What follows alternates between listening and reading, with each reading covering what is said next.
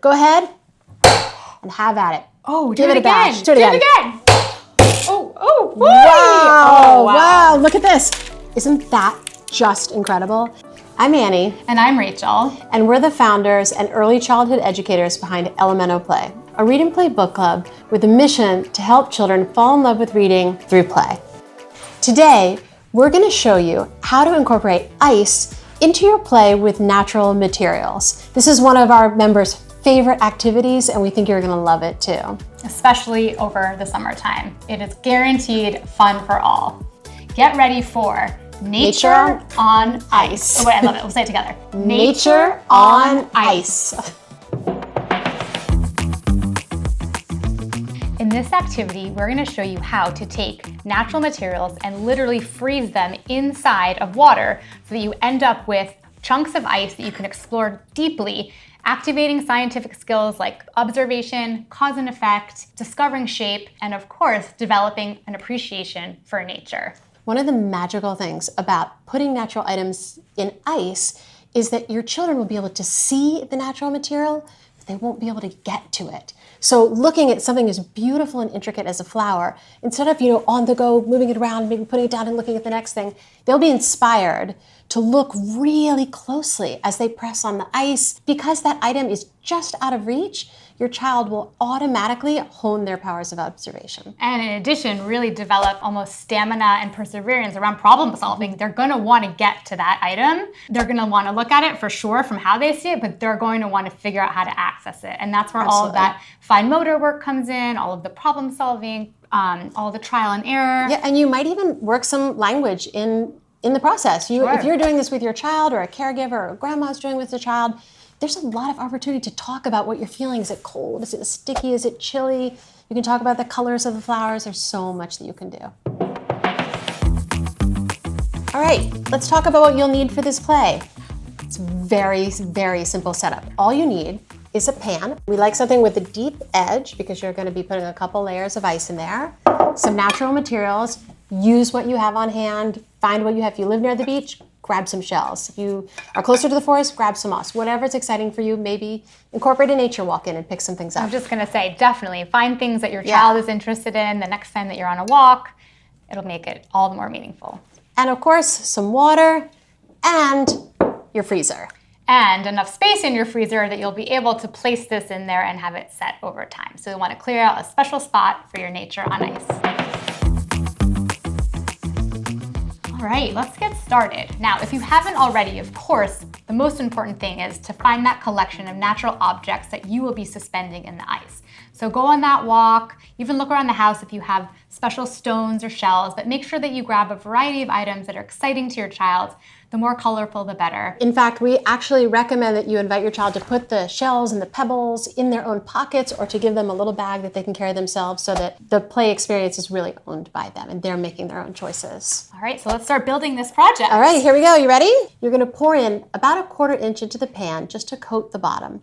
This will go straight into the freezer to create a base layer of ice upon which you're going to build your new icy play landscape. So you're going to want to present your child with all the natural materials, encourage them to feel the materials, maybe even talk about what they feel like when they're touching the squishy moss or the scratchy pine cone, and then invite them to lay them out in the pan in the places that they'd like. Sometimes I like to break into the ice a little bit or touch it, wet it, in order to adhere the pieces to the ice. Once your nature items are placed wherever you'd like them, and remember they're going to move a little bit, you're going to go ahead and pour a little bit more water on top, filling your pan until you cover your natural items. It's okay if some of them float. You might need to go back in and pour a little more on top as it's freezing. But then you bring it right back over, pop it back in the freezer, and wait for the magic to happen. It'll probably take a couple of hours, maybe pop it in at lunchtime, and you can play with it before bedtime. All right, so now your ice is totally frozen. You're gonna take it out of the freezer, and if it's a little bit too frozen and it's sticking to the edges of the pan, you can run a little warm water on it to help loosen it up. So get ready for the big reveal. Take your ice out of the freezer and put it on a cookie tray. That'll help keep things a little bit easier to play with in your home. Wow. Wow, I mean, right look away. at that. I've done this activity a million times, and I'm just like, all I want to do It is is so, touch and so play. beautiful. Isn't that amazing? Okay, so we're going to show you a couple ways that you can incorporate different materials to change the way that you look at something and make it all fresh and new. The name we have for this first kind of offshoot activity is called What If, because we really want your children to experience what it's like to be little scientists, asking questions, and then doing the work of exploring a little bit deeper to seek them out. So some of the things we love to introduce when we're asking the kids to be little scientists are a magnifying glass if you have one, but even if you don't, something like a mason jar ring, just something to kind of hone in on looking at a specific part. I don't know, Annie, if that helps you see something. Sure, yeah. Or again, you can almost like move it around and select kind of different like snapshots. Look for almost. different items. Plus it slides. It's really nice. I feel kind of makes you feel important while you're looking We around. love empowering Yeah. little scientists to Yeah. ask questions and find their answers. What else? Of course, you What else? might. I know. Of course, you might want to flip it over because at this point it might be melting differently. So if you flip it over, there might be other pieces that are poking out. Again, asking that question: what would happen if I did this? Another material, one of Annie's favorites that we love to introduce into ice play, is a flashlight. Oh, and Rachel, Tell us why. I have a surprise for you, Rachel. Oh my goodness! You can even use one of these headlamps because it will keep your child's hands free Oh, wow. to explore the ice. I didn't even tell you I was going to bust that out Pretty today. cool. But the idea is that when you shine a light on this ice, go ahead, Rach. It's kind of like this beautiful window. And shine it from behind. If you were the friend, you can try shining it from behind and looking for the light. It's getting really cold. It's getting really cold on my hands. Oh my gosh, so many different tools and so many questions. And again, trying something and trying it again and again and really testing things out. All part of the kind of what if section of this. All right, so now we're going to introduce some tools. We call this break the ice. Oh boy. Children love to break things, and they should. You actually learn a lot breaking things. You learn how things are made. And not to mention, you get a lot of aggression out of your body. Now they finally have the opportunity to really break something. They're going to break this ice using some of the tools that you already have in your kitchen. Sure. Here are some examples of things that you could use. A simple wooden spoon. Oh boy. It's actually so gratifying. When I first saw this whisk too, I was thinking of the different noises and smooth, and then I was almost looking at the end to be almost like a poker. Oh, that's So really, interesting. like, almost like writing, you can kind of carve something Ooh, I there. bet you like a could. symbol. Ooh. Oh, and I love these. If you have, it's kind of like a biscuit cutter. I love them because they're just the right size for little hands. And some of these work better as the ice melts down to make little marks, to break off chunks. And of course, we do recommend that you try a fork. Maria Montessori always believed in giving children grown-up tools because when you work with a tool like this, you learn how to respect it, you learn how to use it safely. So if you're there to observe your child, we really do recommend a tool that's strong enough to actually cut into your ice so you can see the results of your actions. You may or may not have a child-size rolling pin at home, but you could even use a grown-up one. Use 2 whole arms to do it. Go ahead and have at it. Oh, Give do it a bash. again. Oh, look what happened. I know. All right, you ready? Let's do it again. Do it again.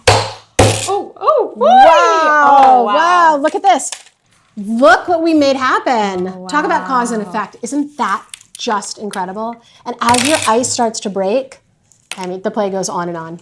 Yeah, we also love, again, like most multisensory materials and all open-ended play, this really invites all kinds of imaginative scenes, right? Your child can get into all different kinds of scenarios here, whether it's, actually literally gardening and things related to nature, or playing store and having things to sell, building with blocks. I mean, again, it's an open-ended material and you can take it so many ways, including, of course, now we have water play happening in the tray itself, right? So now you can even have little cups, little bowls that you can scoop up the water with, and you're having an entirely different experience with your nature not so on ice. Yeah, but most important is let your child lead. This already has everything inside of it to bring out your child's natural inclination to play, and all the learning that you need is going to be embedded in that play.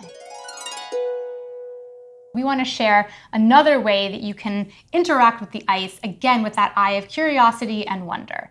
So here we have just some regular salt, some table salt, And Annie's gonna use her pinching fingers, great fine motor control, to grab a pinch and do a little sprinkle over one area of the ice. I wonder what's going to happen. I don't know. Let's This is find really out. exciting. We're sprinkling it right there. Ooh, I'm noticing that it's definitely dissolving. It's being absorbed in. It went from being super smooth to really gritty. Really gritty and Wow. grainy. Actually, what's great about this is even after all of your materials have melted, oh, you're ready to start again. You can refreeze all of your items and have the fun all over again.